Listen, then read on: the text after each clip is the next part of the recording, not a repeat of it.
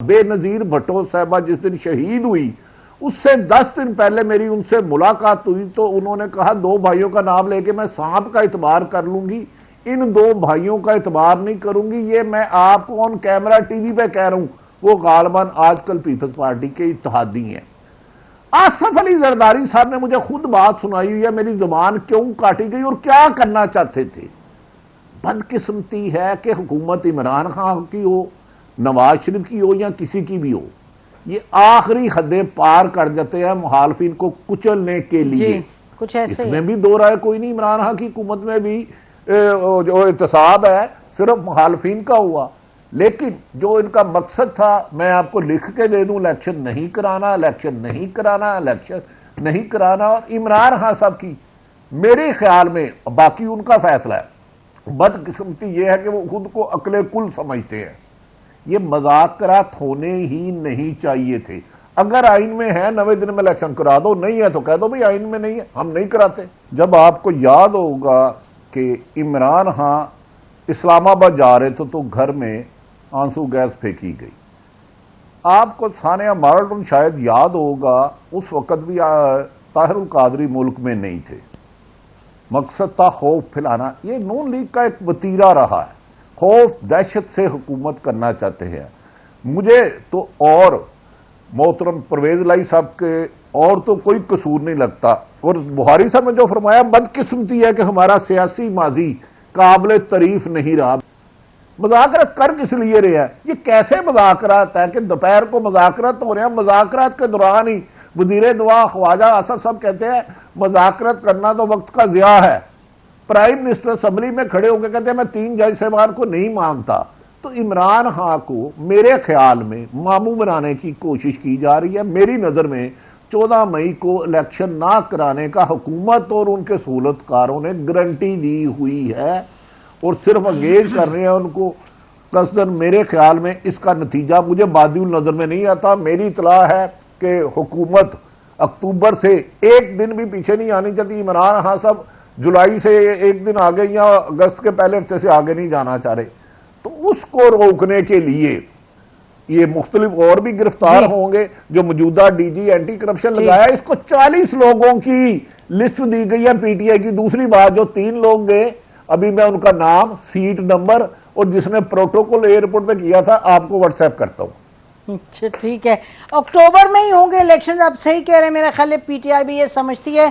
Chief justice साहब ने भी अब नसीम, मैं सलीम बुखारी साहब से मैं डरते हुए 3 मिनट ले रहा हूं।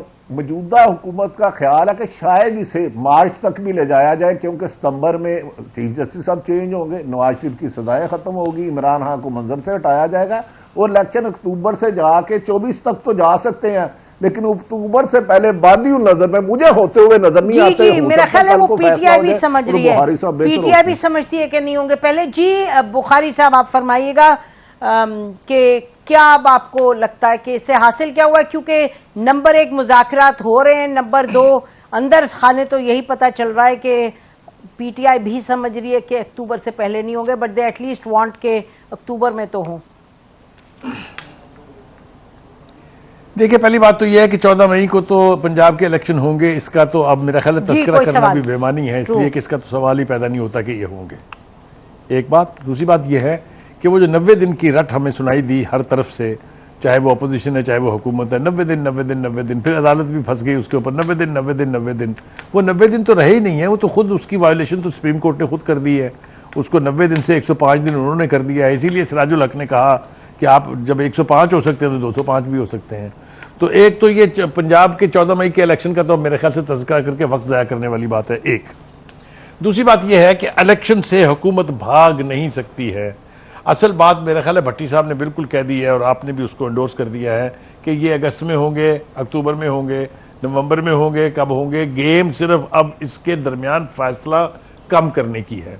इमरान खान साहब का ख्याल पहले ये था, जब मुज़ाकरात के लिए फैसला हुआ कि 3 रुकनी यानी उन्होंने वफद को नॉमिनेट कर दिया, तो ये था, मुझे अच्छी तरह से याद है, अगर मेरी मेमोरी ठीक कह रही है, कि अगर ये जुलाई में असम्बलियां तोड़ने के लिए तैयार हो जाएं तो फिर बात आगे बढ़ सकती है और कोई फैसला हो सकता है। फिर 1 दिन के बाद जब वो इस्लामाबाद हाई कोर्ट जाते हैं तो फिर वहां उन्होंने जो बयान दिया वो ख्वाजा आसिफ के बयान से भी ज्यादा डेंजरस है। जिसको हम कह रहे हैं कि उसने सबोटैज किया है, सबोटैज खान साहब ने खुद भी किया है, ये कह के कि अगर अब जुलाई में सारे इलेक्शन एक साथ नहीं होते तो आप मुज़ाकरात से बाहर आ जाइए। तो कौन कितना संजीदा है, कौन कितना लॉयल है इस इलेक्शन के इनेकाद के लिए, ये तो इनके बयानात की रोशनी में देखा जाए तो यूं लगता है जैसे ना कोई इलेक्शन कराना चाहता है ना ही इलेक्शन होंगे, हालांकि ऐसा नहीं है जी। दूसरी बात यह है कि जो फैसला था उस फैसले के ऊपर भी आपको मालूम है, चूंकि सुप्रीम कोर्ट का हाउस डिवाइडेड है, क्योंकि पार्लियामेंट जो है अपनी सुप्रीमेसी साबित करने के लिए करारदाद भी पास कर चुकी है कि हमें इस 30 रुकनी बेंच के ऊपर एतमाद नहीं है, करारदाद पास कर चुकी है कि जनाब आपका ये फैसला हम नहीं मानते क्योंकि ये 3-2 का है, हम तो 4-3 का मानते हैं। तो कंट्रोवर्सी तो हर तरफ आपको बिखरी हुई बुखारी साहब, कल रात को जो ऑपरेशन किया है, क्या हमारे जी कल रात के ऑपरेशन का मकसद डराना था, क्या था इस सारे कॉन्टेक्स्ट में? देखिए मेरा ख्याल है इसकी डायरेक्ट बेयरिंग मुज़ाकरात पर नहीं है, क्योंकि अगर ये मुज़ाकरात पर इसका कोई शायबा भी अगर होता तो इमरान खान साहब ने ये कॉल ऑफ कर देने थे। बिल्कुल। तो ये मेरे ख्याल से डराने वाली बात जो है वो बहुत बेहतर है। इसलिए ऐसा क्यों है, यानी काफ लीग को किंग्स पार्टी कहा जाता है, ये मैं नहीं कह रहा हूं, ये एस्टैब्लिश्ड बात है। तो एस्टैब्लिशमेंट आरम ना वहीं आ रहा, उसी तरफ आ रहा था कि अब चूंकि जो सूरत हाल है वो तब्दील हुई है, लिहाजा किसी को वो वारा नहीं खाती है, पंजाबी में कहते हैं, या किसी को वो कबूल नहीं है, किसी को वो मंजूर नहीं है, जो जाके खड़े हो गए इमरान खान साहब के साथ। इमरान खान साहब और एस्टैब्लिशमेंट की जो मोहब्बत है वो तो हमारे सबके सामने है कि क्या सूरत हाल है उसमें। तो डराने वाली बात के साथ तो मैं इत्तफाक कर सकता हूं, लेकिन इससे इत्तफाक नहीं करता हूं कि इससे जो मुज़ाकरात हैं वो सबटैज हो जाएंगे, क्योंकि सबटैज मुज़ाकरात जो हैं वो हो रहे हैं पीटीआई के बीच और पीटीआई के नॉमिनेटेड डेलीगेशन के बीच, जो खान साहब ने उसको किया है। और आज हमने देखा कि उनकी तरफ से रिएक्शन भी ये था कि मुज़ाकरात जो है वो जारी रहेंगे। असल बात यह है कि कल रात को जब ये ऑपरेशन हो रहा था तो उस वक्त ये तवक्को की जा रही थी कि शायद पीटीआई के प्रेसिडेंट के घर पर ये सब कुछ हो रहा है, तो पीटीआई के वर्कर्स, पीटीआई के एक्टिविस्ट, पीटीआई की लीडरशिप यकीनी तौर पर मौके पर पहुंचेगी। वो एक सवालिया निशान अभी तक मौजूद है कि 6 घंटे लग गए खान साहब को बयान जारी करने में, और वो भी ट्विटर पर, और एक पूरा दिन लग गया उनके घर तक किसी लीडर के आने में। तो ये सारी सूरत-ए-हाल भी अपनी जगह मौजूद है। तो देखना अब ये है कि ये ऊंट बैठेगा किस करवट, ये सिमटेगा कैसे।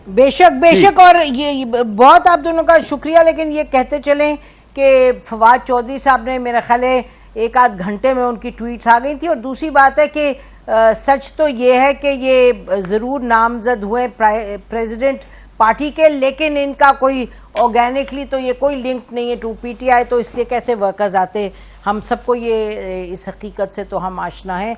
बहरहाल आप दोनों का बहुत बहुत शुक्रिया प्रोग्राम में आने का। बहुत बुरा हुआ जो हुआ कल, और सख्त मजम्मत करते हैं उसकी, और हम क्या करें, इन प्लेटफॉर्म से तो हम मजम्मत करते चले जाएंगे, लेकिन अब इसी चीज़ का इंतज़ार है कि पाकिस्तान का सियासी कल्चर बदले, और तभी बदलेगा जब कानून की बालादस्ती होगी, और कानून की बालादस्ती जब होगी जब इनकी जंगें ख़त्म होंगी और कुछ फोकस होगा कि on how to run the country. मैं तो से इतना ही, खुदा हाफिज़, पाकिस्तान जिंदाबाद।